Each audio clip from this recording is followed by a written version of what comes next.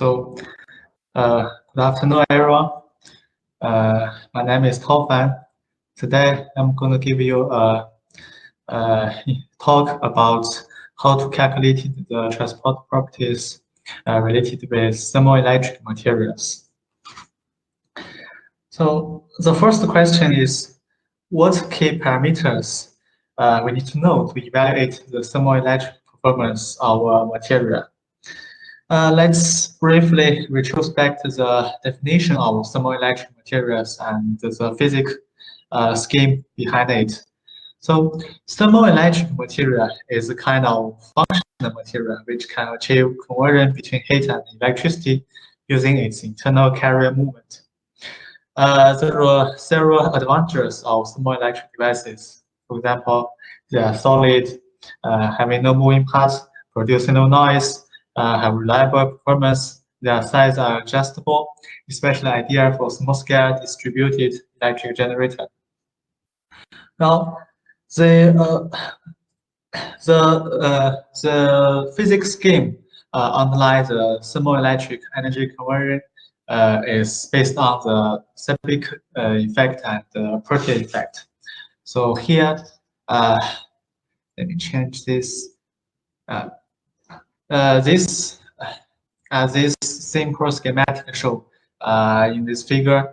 So it's considered as the device is composed by two different conductors, A and B, which are connected in series.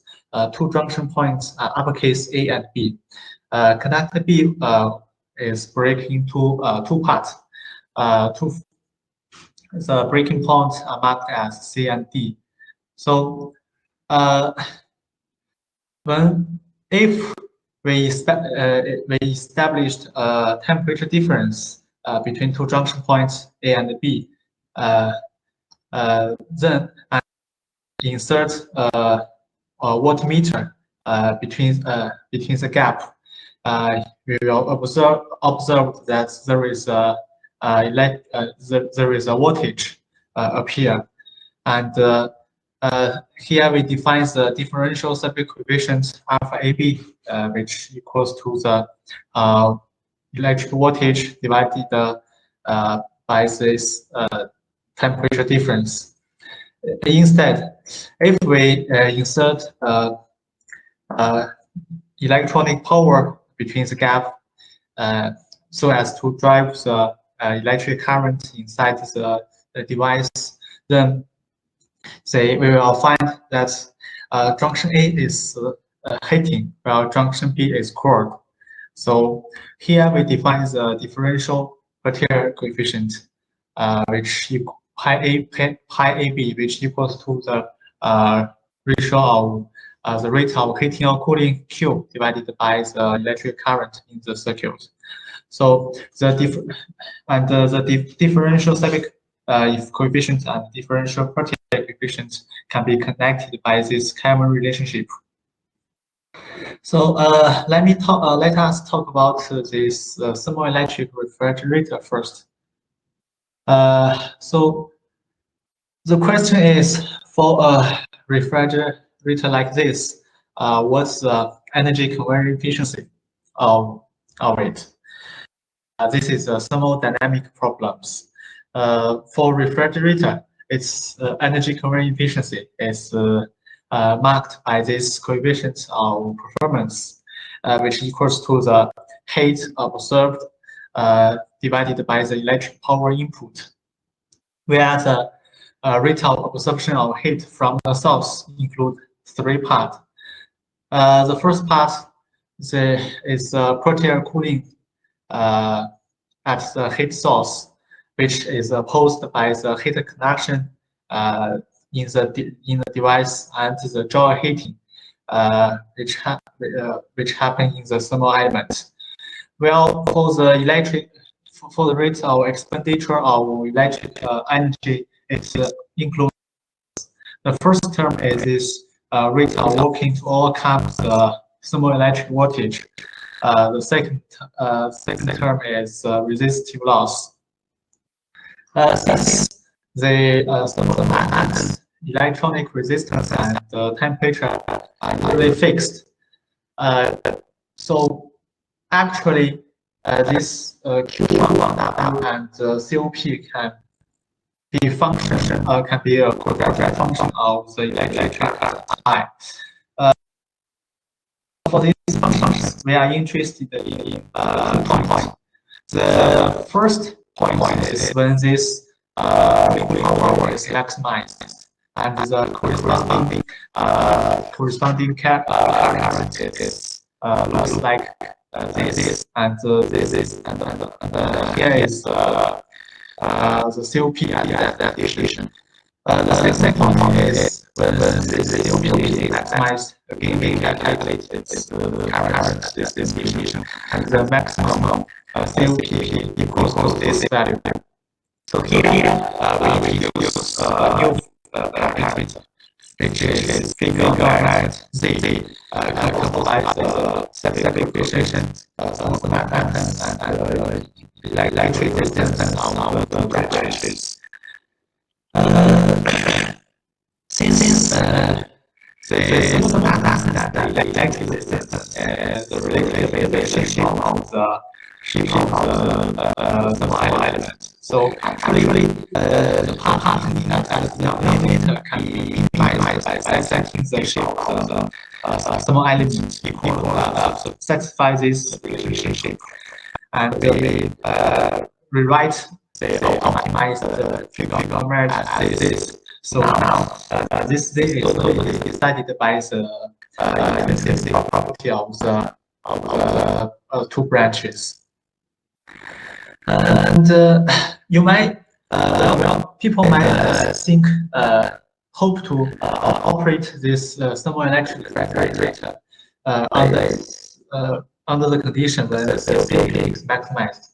But actually, this is sometimes unpractical because the cooling power at this condition will be very much smaller than its maximum value, especially when the temperature between the heat and the source is small. So the preferred current is lays somewhere between that for the maximum cooling power and the maximum COP.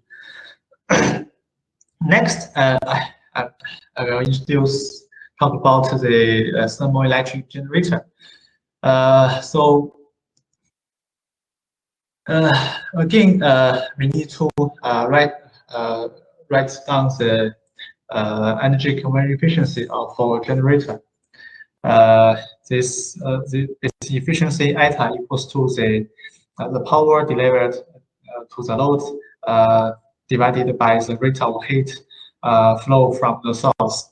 The power delivered to the load can be written as this. Our heat flow from the source includes the 2 parts. So part of the heat extracted from the heat source used to balance the partial cooling effect associated with the flow of the current in the circuit. In addition, there is also a heat flow, which is produced by the thermal conduction in the device. So for this thermoelectric generator, we also interested in 2 points. The first point is when this output power is maximized, which is happen when the electric resistance of the load equals to the resistance of the generator, and the maximum output power is shown here. And the second point is when the efficiency is maximized, which is happen when the ratio of the resistance of the load to that of generator fulfill this relationship. Here, the same thing as that for the thermoelectric refrigerator.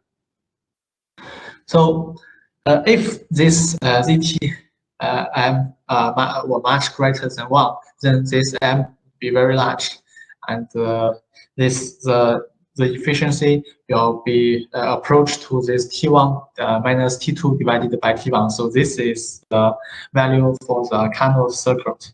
For now, the efficiency, the maximum efficiency achieved in the laboratory is just 15%.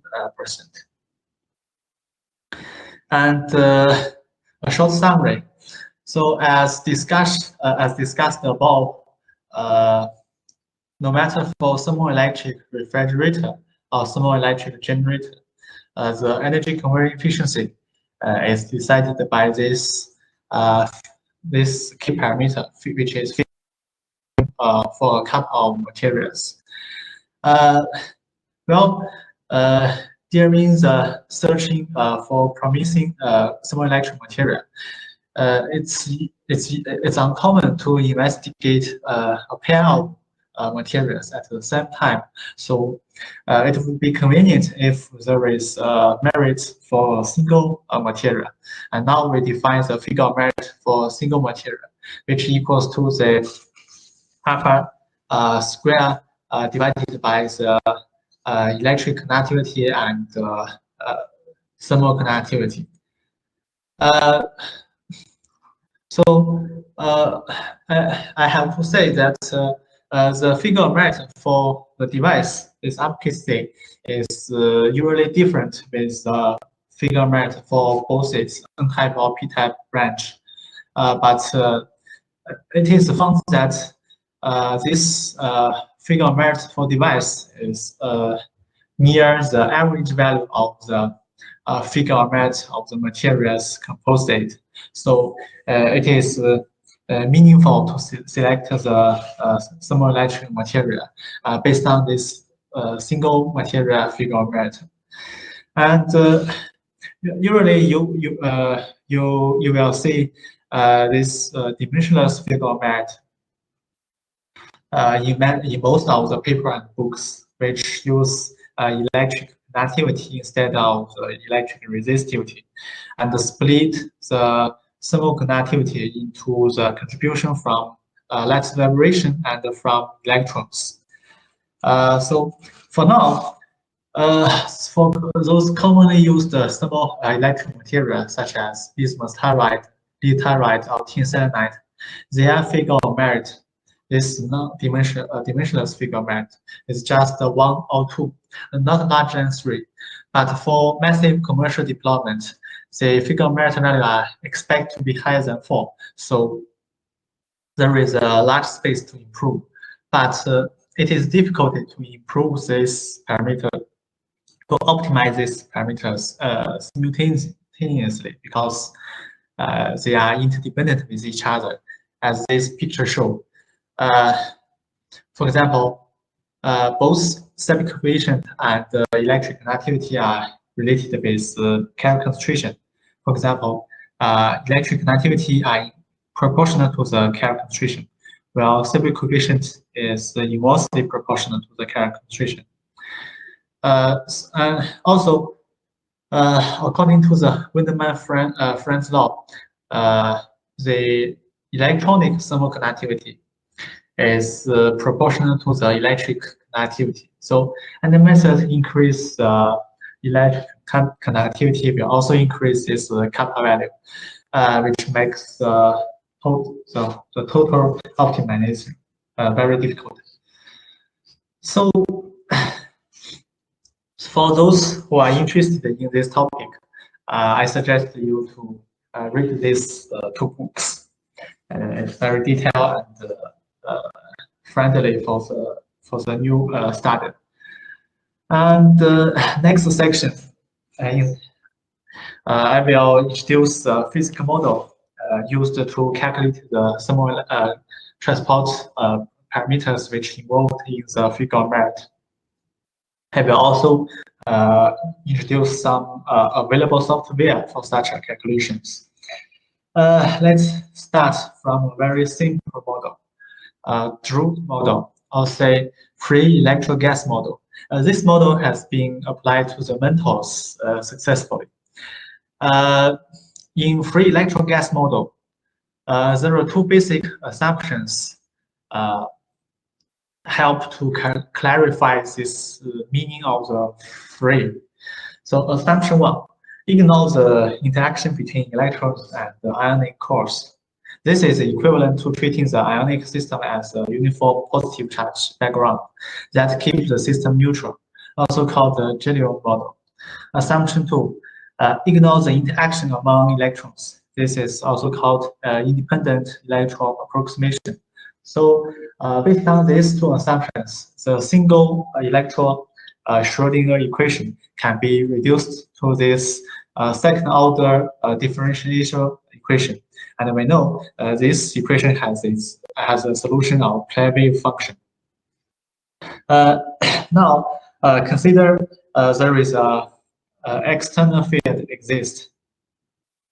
So, for example, if there is a electromagnetic field and the behavior of the electrons under this external field should obey the time-dependent Schrödinger equation, as here shown. So this phi here is a scalar potential related with external field. So in order to further discuss transport properties of free electrons on the external field, there are two more assumptions need to be introduced. First, electrons experience clearance.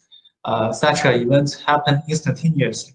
Between two successive clearance, the electron move in a straight line, follow Newton's law. Assumption two, the clearance experienced by electrons can be described by relaxing time simply within dt time. The probability of any electron getting hit is dt divided by tau. So here, this tau is actually means is usually equals to the average time between two successive clearance. But we need to be careful that this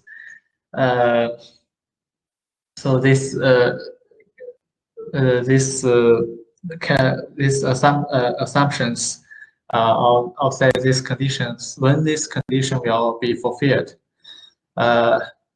well, it has a requirement that the mean free path of the electrons or the scale of the external field should be much larger than the uncertainty of the coordinate of electrons. So for metals, this is this condition is fine because metal electron usually has a large momentum, and its mean free path is around 10 nanometers, much larger than its coordinate uncertainty, which is usually several ionic distance. Now, let us write down the kinetic equation of electrons. So assume the average momentum of electron at t. Time t is pt. So after dt time, this electron without getting collision has a contribution to the average momentum as this equation shows.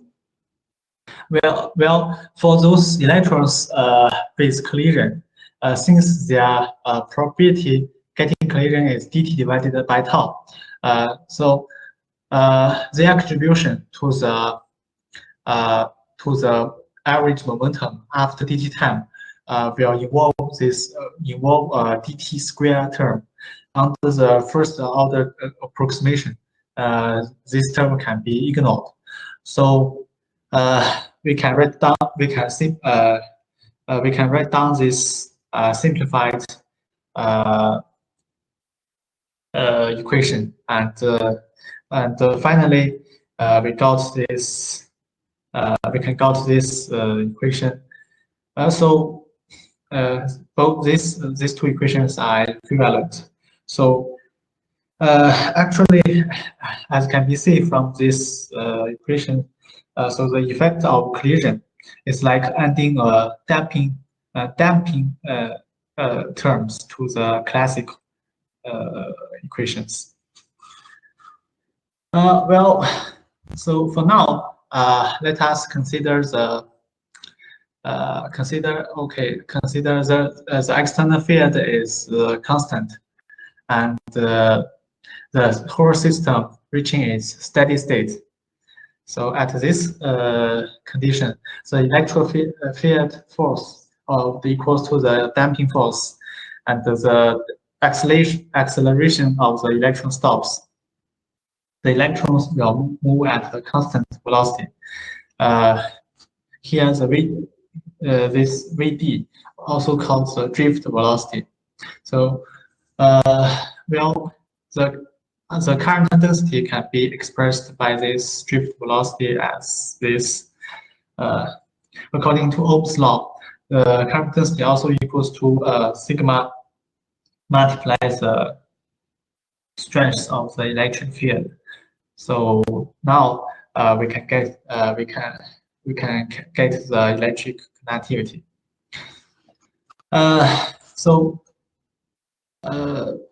Perhaps the title of this section is called the quasi-classic model.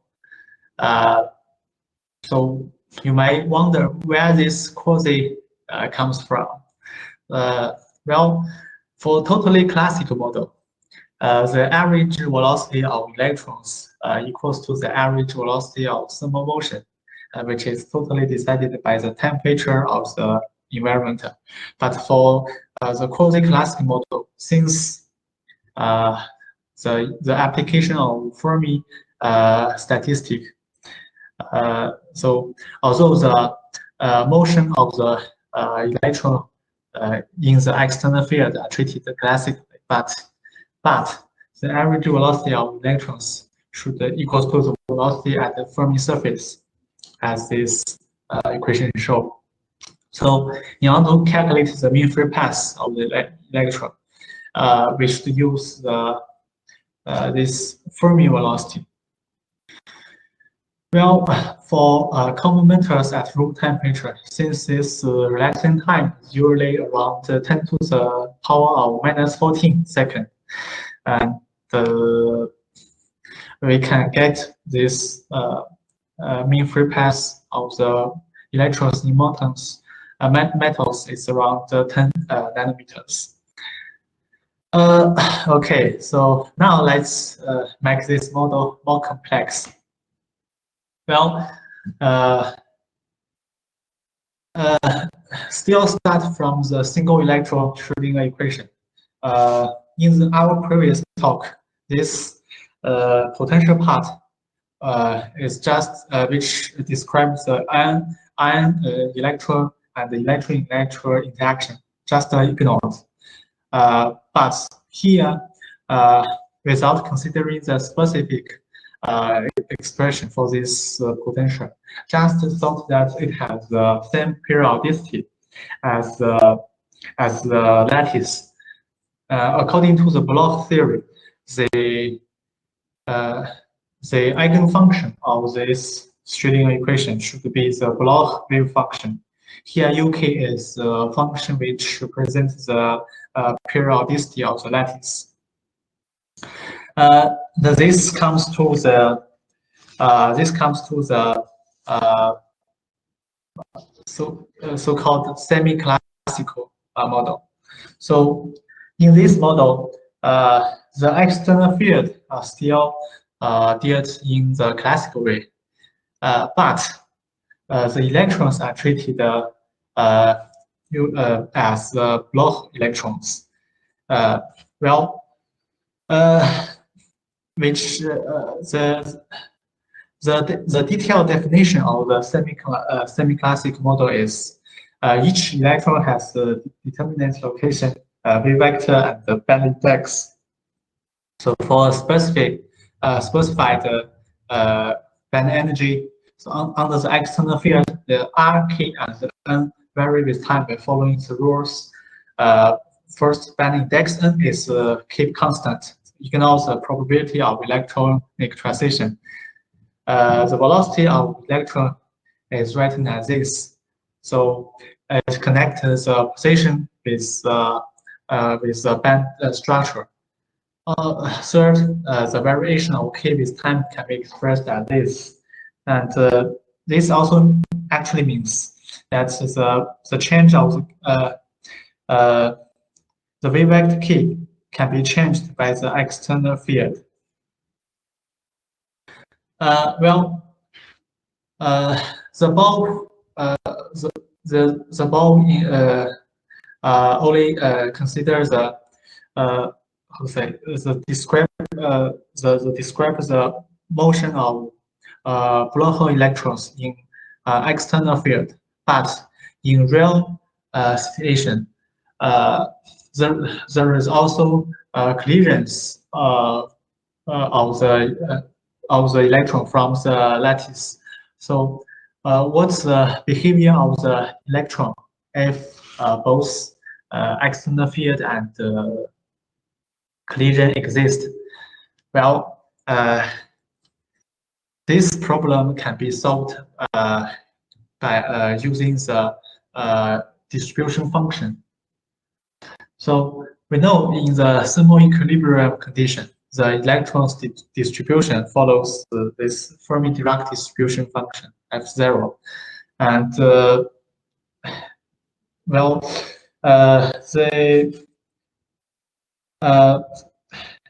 system is uniform, and F0 is irrelevant with the position of the electron.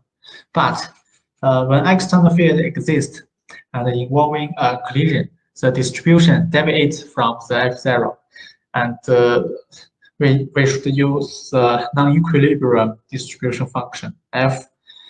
Here, the first part is obtained by assuming that the electrons at RKT state is, if without collision, will decided by its previous state. The second part is the contribution from the collision. If we expand the first term and only keep the linear term of dt, we can get the a simplified function as this. And now, when the system approach to the steady state, the distribution function, the derivative of distribution function with respect to the time should be equals to 0. So we get this final format of the equation. This is so-called Boltzmann transport equation. The meaning of Boltzmann transport equation is it connects the quantum band structure of the material, which is reflected in this derivative of position. The influence of external field, which is reflected in this derivative of wave vector. The effect of collision with the change of distribution function. For now, the Boltzmann transport equation cannot be solved fully. So we must use some approximations in order to solve this problem. Usually, the most commonly used approximation is first, we assume that this non-equilibrium function f just has a small deviation from f0. So, which means here this f1 is a small quantity, and the second, as discussed previously, we use relaxant time approximation to represent the collision term. Then, for a situation with electromagnetic field and the collision, we can rewrite the Boltzmann transport equation as in this form. So, in the simplest situation, only consider a constant electric field. We can get the formula as this. and we can calculate this deviation F1.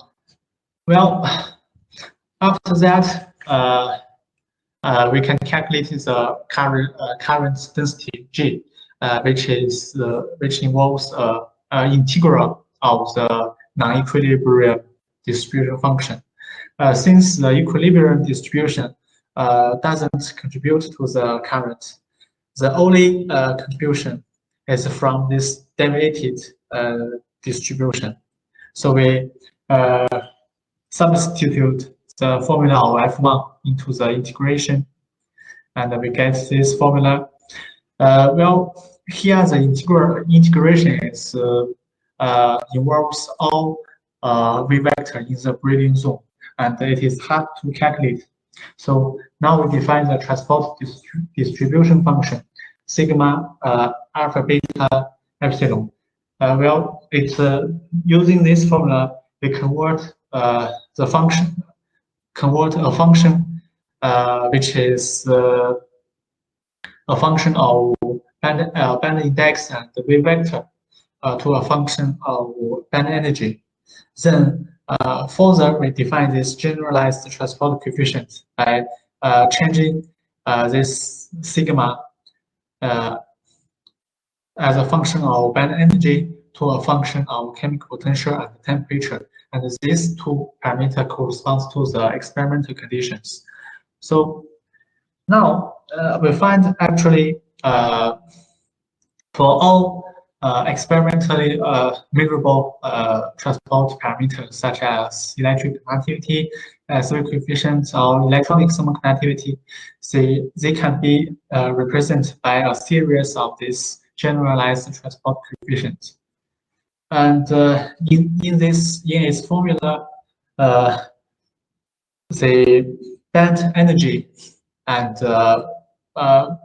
electron velocity can be calculated by the first principle method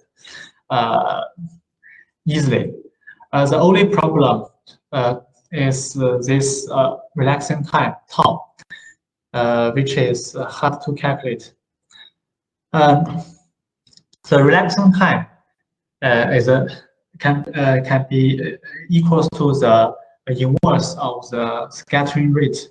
Well, scattering rate equals to the summation of the scattering probability. For now, we only consider the electrophonon scattering process, and this scattering probability can be written as this, which including the both phonon emission and absorption process. So here G is matrix element electrophonon coupling, which quantifies the probability amplitude of the for electron to scatter from initial state Nk to its final state Nk plus Q. So by emitting or absorbing a phonon with wavevector Q and the mode index V. And well, for electronic transport property calculation, most of the calculating time is spent on calculating this electrophonon coupling matrix element, because in order to have got a converged transport properties within the Boltzmann transport equation, we need extremely dense sampling for both electronic state and phonon mode in the Breeding zone, which usually require over 1 million points. So that's why some kind of approximation have to be introduced, and the different model exist differentiated by their level of approximation. Here, in this table I list some commonly used softwares for calculating the electronic transport properties, ranked by their complexity of the model. So among them, is a software developed in our group. It uses current band model to describe the band energy and deformation theory to calculate the electrophono constant, which is pretty fast. I will use this software like bootstrap2 and bootstrap. Both use their constant exact time approximation. So the user should calculate the band energy and electron velocity at constant dash. Then software will manipulate this band energy to a much denser mesh combined with the constant exact time to calculate the generalized transport coefficient. EPA is now and said you period model to calculate the constant.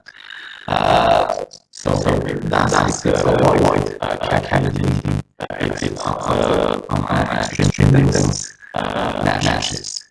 Well, the last available this software is the first principle method calculating the electrophono element. And so their calculation and consuming and only affordable for some small systems. Well, for lattice activity, it can also be calculated based on the transport equation. So in the presence of temperature gradient delta T, the distribution function activated from its equilibrium distribution, which is the Bose-Einstein distribution of the phonons. The two factors influence the distribution of the phonons. The diffusion part, which is resulted by the temperature gradient, and the scattering part from the allowing scattering process. Well, here this lambda comprises both phonon branch index n and V wide Q. So V lambda is group V lambda is the group velocity of the phonon mode. In the steady state, the rate of the change in the distribution must be vanished. So we can write the Boltzmann transport equation as this. Usually, the norm of this delta T is smaller, so the alpha lambda can be expanded in the first order in delta T as this, and the G lambda can be expressed as this form. For the lattice thermal conductivity and the phonon scattering process, the most important are the phonon scattering process. So here we only we consider this 2 and 3 phonon process, and the BT Boltzmann transport equation can be written as this form. So here tau is the relaxation time for the phonons, which can be calculated using, for example, perturbation theory, and the delta lambda, which has a dimension of velocity, is a mirror of how much the population of a specific mode lambda deviated from the prediction by the relaxation time approximation. For the relaxation time of phonon, it can be calculated as a sum of the scattering rates belongs to different scattering process. For example, this gamma plus represents the phonon absorbing scattering process, which two incident phonons result in one outcome outer phonon modes. And this gamma minus represents the scattering process of phonon emission process, which is the energy of one phonon is split into the on the two out phonons. Well, the scattering rate of the phonon is proportional to the square of the scattering matrix element. And this matrix element is proportional to the high order force constant.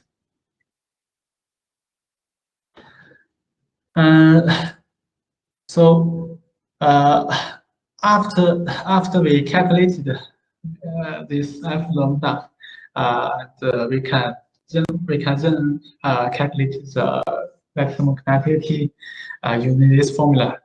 So in order to in this whole calculation, the most time-consuming part is obtain this for high order force constant, which even for a simple system like silicon require hundreds of statistical calculations. So, and here in this table, I list the commonly used software for calculating the light thermal conductivity.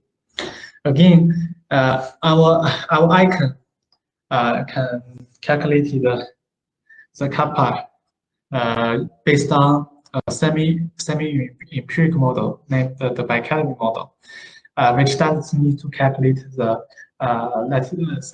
high order force constant, so it's pretty fast.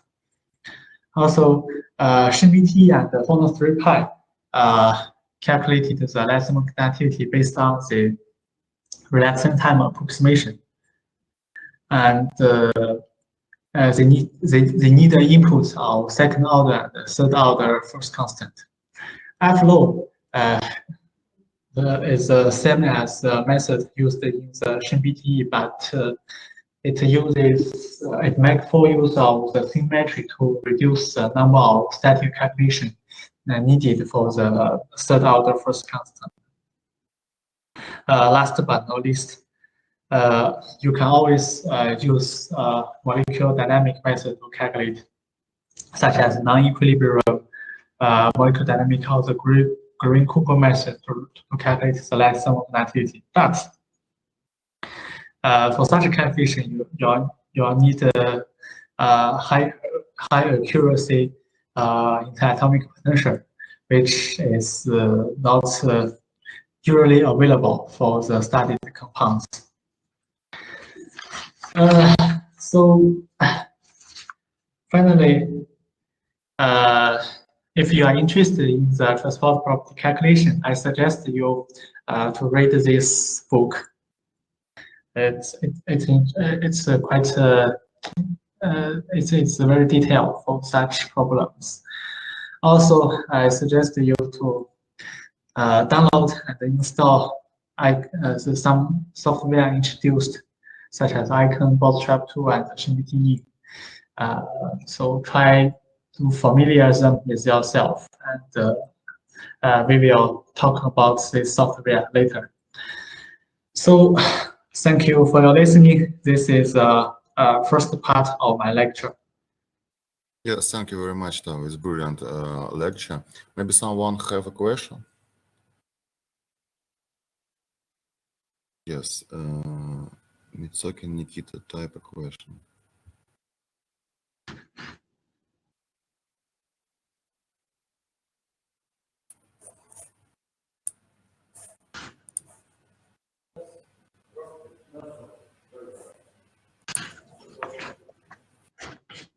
Wait, Nikita is still typing.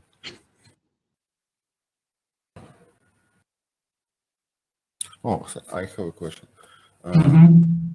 Previously slide, please show me. 26. This? Yes, it's really that using lamps you can calculate thermal properties. What? Using lamps. Lamps? Yes. Yes. So why? Of course it works. So what's the problem you meet? No, I just surprised. Yeah. And actually, lamps in lamps manual there is a section introduce how to calculate the thermal conductivity with molecular dynamics. Yeah.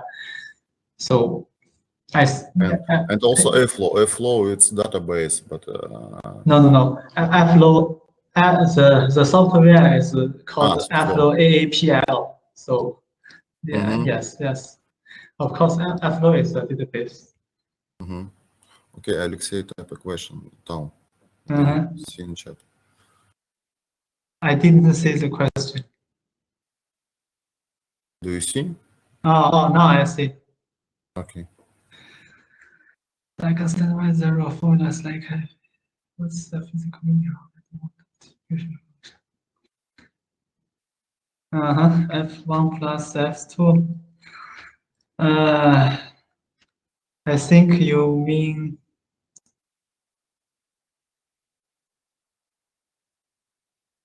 Alexei, you mean in this slide?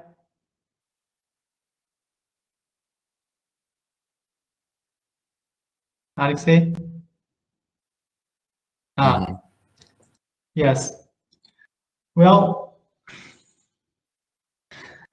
how to explain it?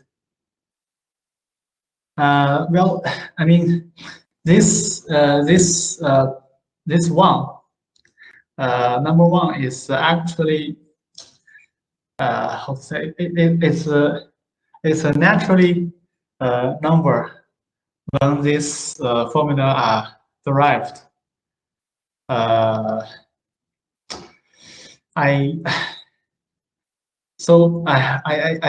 can't explain it. I mean, detailedly now, but I suggest you to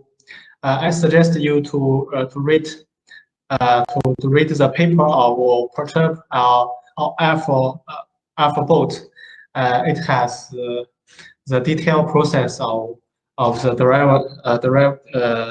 the derivation, so you can understand why there is such means such these values. Yeah. And about the phono calculation, I know it's very difficult and very costly, but you can suggest machine learning solution for phono approximation. Yeah, for machine learning solution. Well, yeah, I think yes, this is actually what I want to do in the future. So how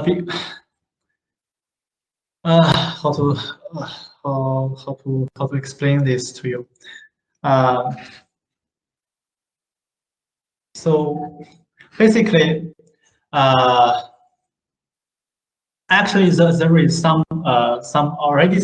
machine learning model existing now. For example, they use the input of the structure and some simple parameters such as atomic mass or atomic volume, etc. to and connect these input variables with final couple value. But yeah, this is one thought. Another thought is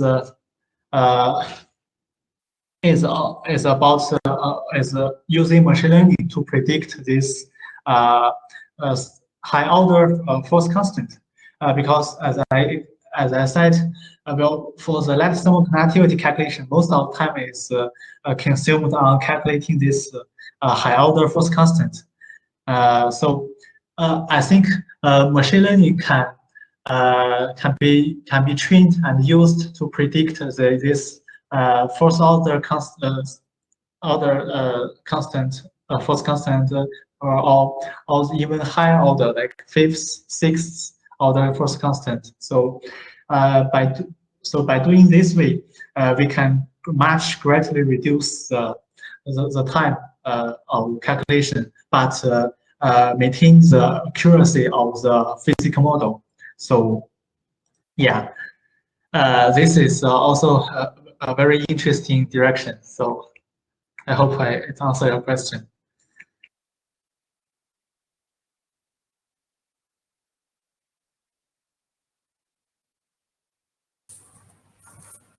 Okay. Oh, next question. May I ask a question?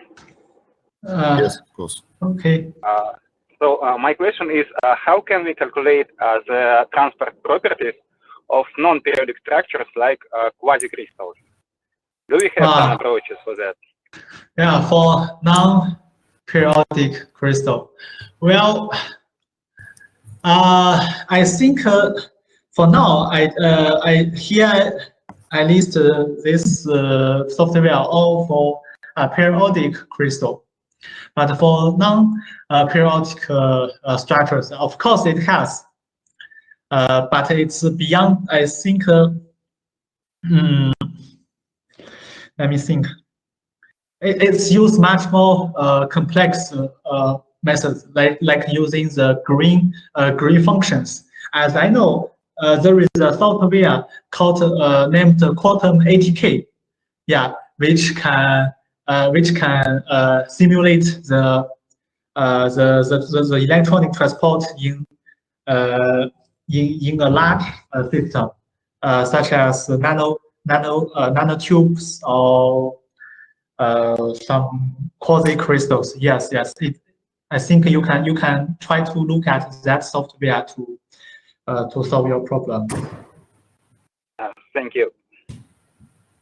And also, I see that Tatiana says can transport electronic properties depend on the presence of structural defects. I was predicting. Okay, the defect. Yeah, this is a good question. Of course, defects will affect the transport properties. Point defect, dislocation, or even the grid boundaries. For now, the model I introduced today is considers the phonos scattering, but actually you can add. Of course, there are already some models consider the defect scattering and the boundary scattering. You can I will talk this more in my next lecture. And also, I think generally there is also another solution way is generally you can totally only consider the phono and electron interaction, but this phono but the defect you consider the defects in the phono scattering process. So how defect will influence the phonos, and then it will, for example, let me show you. Yes. So how the defect will influence the phonos, and this will be reflected in, I think, in this function. For example, the electrophono coupling matrix elements, and also the this scattering process, this phono absorption and emission process will also be changed. So this is also one of the solutions. Oh, sorry. So any other question?